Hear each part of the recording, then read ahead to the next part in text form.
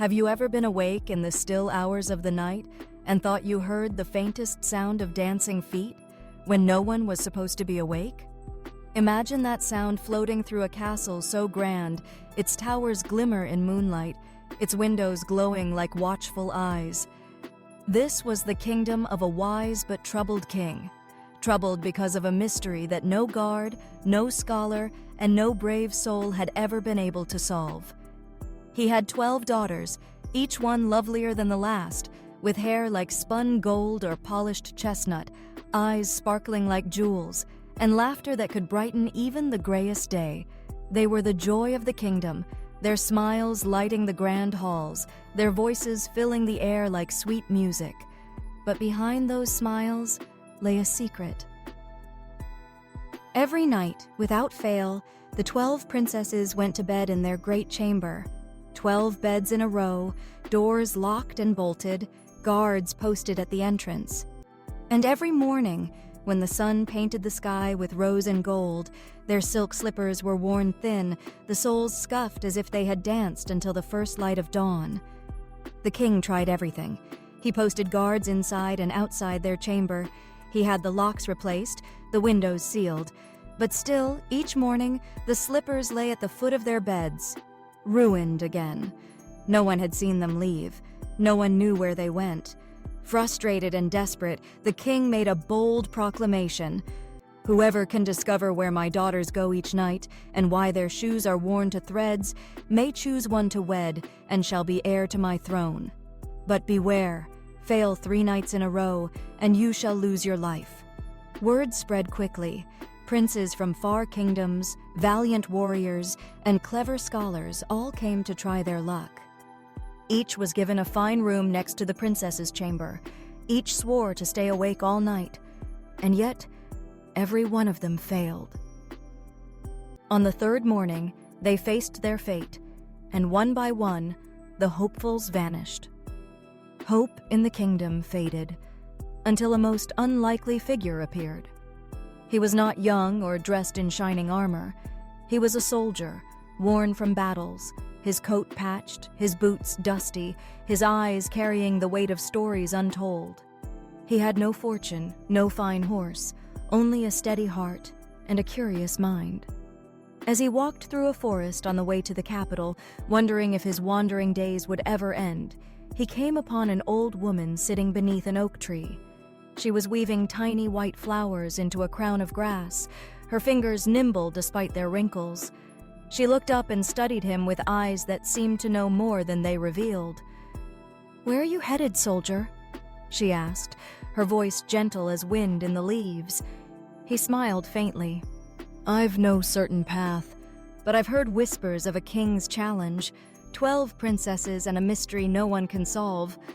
Perhaps I'll try my luck." The woman's eyes sparkled, though her smile was small. "Then listen closely. When the eldest princess offers you wine at night, do not drink it. Pretend to sleep, and take this."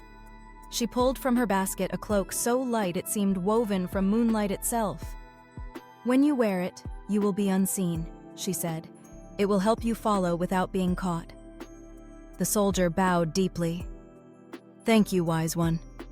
He tucked the cloak under his arm and set off for the castle. That evening, the king welcomed him with courtesy, though he clearly doubted the soldier's chances.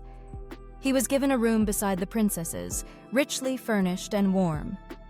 After supper, the eldest daughter entered, carrying a goblet of fragrant wine.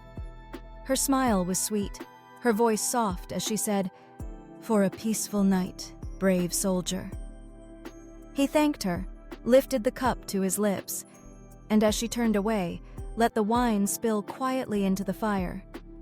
It hissed and steamed. Then he lay down, closed his eyes, and began to snore in great rolling snores so convincing that the princesses giggled on the other side of the wall. "Oh, he's no different from the rest," the eldest whispered. "Asleep already." The youngest frowned. "Something feels strange tonight." "You always worry," the eldest teased. "Now, hurry, the music awaits." When the moon had climbed high, the soldier cracked one eye open. The sisters moved quickly, slipping from their beds and opening hidden drawers filled with gowns of silk and slippers that glittered like frost.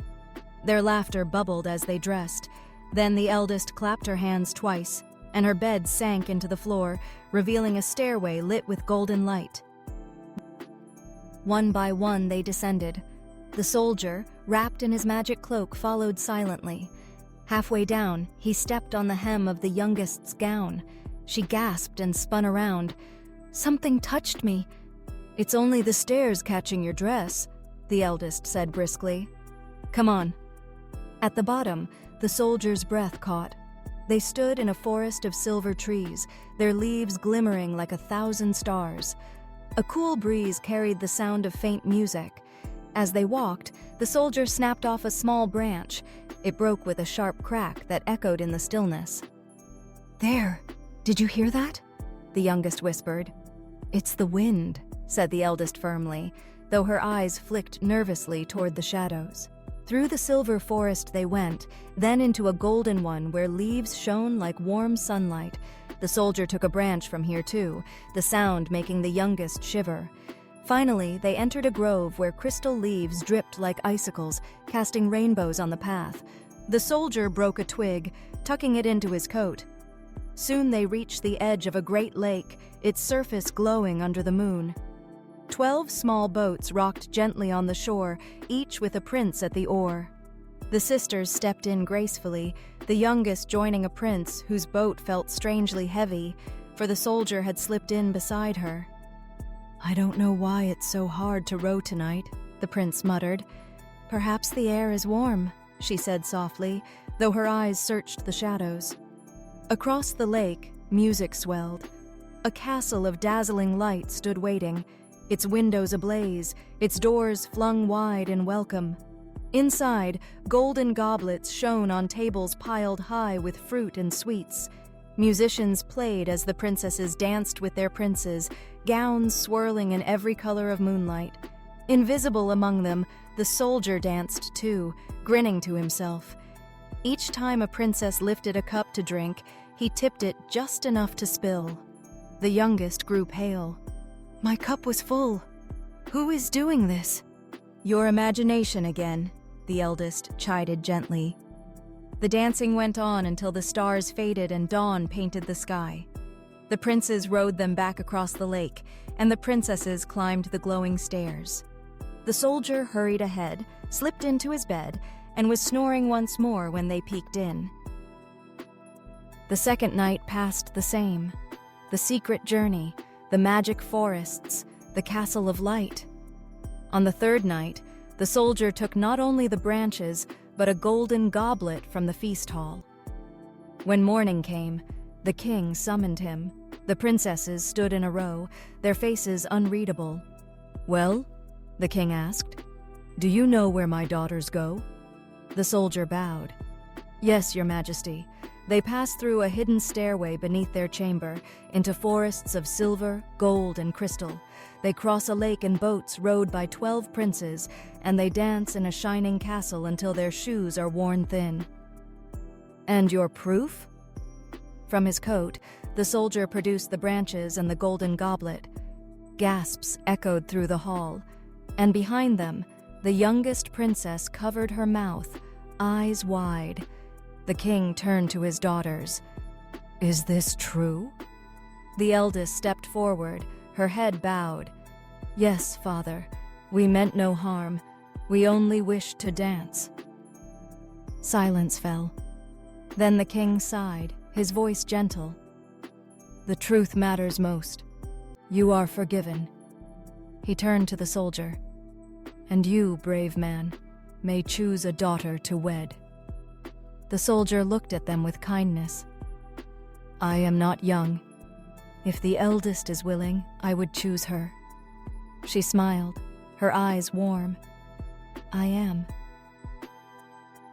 And so they were married that very day. Music filled the castle, silver blossoms rained from the balconies, and the kingdom rejoiced.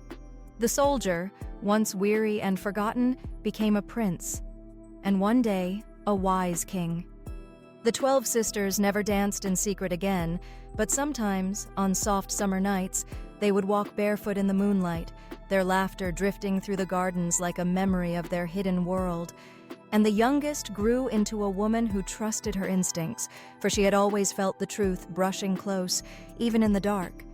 Because sometimes the greatest secrets are uncovered by those who watch quietly, listen closely, and dare to follow where no one else will.